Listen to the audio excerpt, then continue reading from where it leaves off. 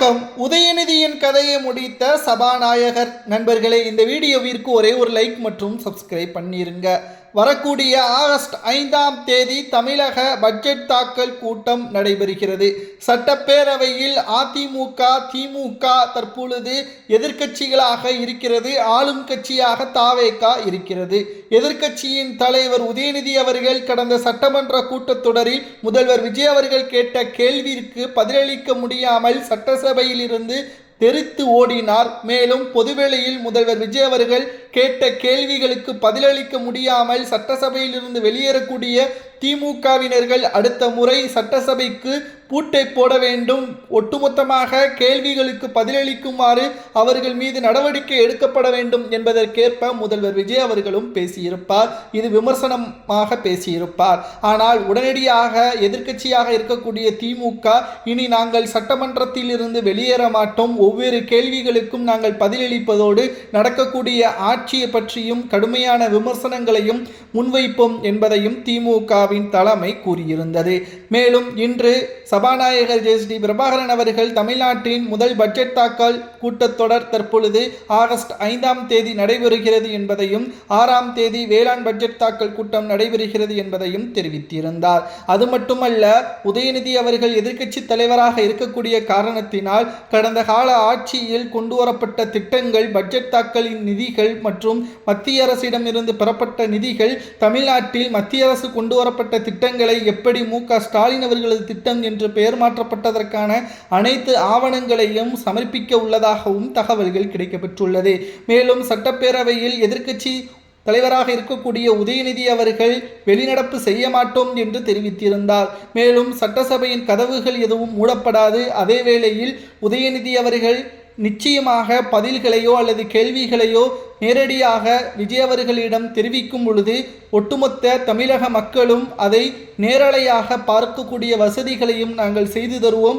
கடந்த முறையே போல் பாதியில் நேரலை துண்டிக்கப்படாது என்பதையும் சபாநாயகர் பேசியுள்ளார். அது மட்டுமல்ல, தாவேகாவின் அமைச்சர்கள் கடந்த காலத்தில் நடைபெற்ற துறைகளில் ஊழல்கள் அனைத்தையும் சேகரித்து வைத்திருப்பதாகவும் இந்த சட்டமன்ற 2வது கூட்டத்தொடரின் பொழுது அனைத்து விதமான கேள்விகளையும் ஒவ்வொரு அமைச்சர்களும் எதிர்க்கட்சிகளிடம் கேட்க உள்ளதாகவும், தற்பொழுது அந்த கேள்விகளுக்கெல்லாம் திமுகவினர்கள் பதிலளிக்க முடியாமல் நிச்சயம் அவர்கள் சொன்ன வார்த்தைகளை மீறி சட்டமன்றத்தில் இருந்து வெளியேறக்கூடிய சூழல் உருவாகும். இதனால் உதயநிதி அவர்கள் நேரடியாக கேள்விகளுக்கு பதிலளிக்க முடியாமல் சட்டசபையில் இருந்து வெளியேறினால் சபாநாயகர் அவர்களால் தற்பொழுது உதயநிதி அவர்களது கதை சட்டப்பேரவையிலேயே முடிந்துவிடும் என்றும், இனி எதிர்க்கட்சியாக திமுக வருவதற்கு வாய்ப்பே கிடையாது, அதே சமயம் அனுபவம் இல்லாத நபரிடம் எதிர்க்கட்சி தலைவர் பதவியை கொடுத்ததும் தவறும் என்று பல்வேறு செய்தி ஊடகங்களிலும் பேச ஆரம்பிப்பார்கள். ஏனென்றால் திமுகவின் ஆட்சியில் ஒவ்வொரு வருடங்களிலும் சுமார் 150 முதல் 300 டெண்டர்களை கொடுத்துள்ளனர். அந்த டெண்டர்கள் எல்லாம் சில குறிப்பிட்ட நிறுவனங்கள் மட்டும் பெற்றுள்ளனர். அதில் 20% கமிஷனாக ஒவ்வொரு நிறுவனங்களும் திமுகவின் மாஜி அமைச்சர்களது வங்கி கணக்கிலும் பினாமி கணக்கிலும் சென்றுள்ளது. ஆனால் இப்பொழுது புதிதாக நியமிக்கப்பட்ட தாவேகாவின் ஆட்சியில் எந்த ஒரு ஊழலோ முறைகேடுகளோ கிடையாது. நியாயமான மக்களின் ஆட்சியாகத்தான் நடைபெறுகிறது என்பதை தனியார் நிறுவனங்கள் உள்ளிட்ட பலரும் நேரடியாக செய்தியாளர்களை சந்தித்து ஓப்பனாகவே பேசியுள்ளதையும் நம்மால் பார்க்க முடிகிறது. சட்டப்பேரவையில் திமுகவின் ஆட்சியில் கொண்டு வரப்பட்ட சாதனைகளை விட திமுகவின் ஆட்சியில் என்னென்ன ஊழல்கள் செய்யப்பட்டிருக்கிறது என்பதை தாவேகாவின் அமைச்சர்கள் சுட்டிக்காட்டினால் அதற்கு திமுகவின் எதிர்க்கட்சி தலைவர் உதயநிதி அவர்கள் பதிலளிப்பாரா என்ற கேள்விகளும், அறநிலைத்துறை அமைச்சராக இருந்த சேகர்பாபு அவர்கள் கட்டுப்பாட்டில் இருந்த கோவில் பழமையான நகைகள், அது மட்டுமல்ல உண்டியல் பணங்கள், கோவிலுக்கு சொந்தமான நிலங்கள், இவற்றுக்கு எல்லாம் அந்த துறை சார்ந்த தற்பொழுது சிட்டிங் அமைச்சராக இருக்கக்கூடிய ரமேஷ் அவர்கள் கேள்விகளை கேட்க உள்ளதாகவும் தகவல்கள் வெளியாகியுள்ளது.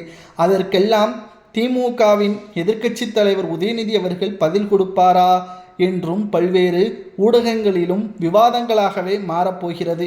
ஏனென்றால் ஜே.சி.டி. பிரபாகரன் அவர்கள் நாங்கள் முழுமையாக எதிர்க்கட்சியினர்கள் கேட்கக்கூடிய கேள்விகளுக்கும் பதில்களுக்கும் முழுமையான நேரத்தை கொடுக்க தயாராக இருக்கிறோம். அவர்கள் சட்டசபை முடியும் வரைக்கும் அவர்கள் தாராளமாக கேள்விகளையும் கேட்கலாம், பதில்களையும் கொடுக்கலாம். அதில் எந்த ஒரு பிரச்சனையும் அல்ல.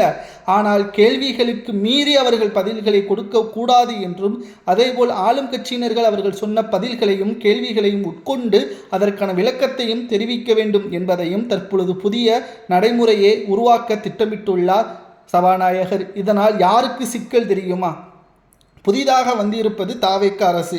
அவர்கள் மீது எந்த ஒரு ஊழல் குற்றச்சாட்டுகளும் கிடையாது. ஆனால் எதிர்க்கட்சியாக இருக்கக்கூடிய திமுக பல்வேறு ஊழல் வழக்கிலும் சம்பந்தப்பட்டுள்ளது. அதே சமயம் பல்வேறு விமர்சனங்களையும் உள்ளாக்கியுள்ளது.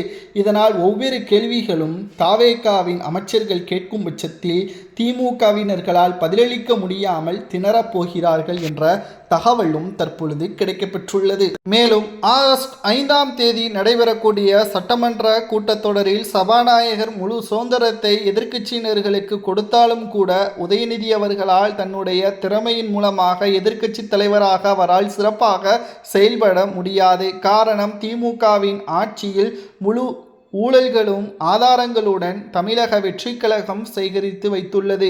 இதனால் நிச்சயம் சட்டப்பேரவையில் 1.5 கோடி தொண்டர்கள் நேரலையில் உதயநிதி அவர்களிடம் கேட்கக்கூடிய கேள்விகளால் பதிலளிக்க முடியாமல் அவர்கள் நிச்சயம் வெளியேறத்தான் ஆக வேண்டும், அவர்களுக்கு வேறு வழியே கிடையாது என்ற ஒரு சூழலும் சட்டசபையில் ஏற்படும் என்ற தகவலும் தற்பொழுது கிடைக்கப்பெற்றுள்ளது.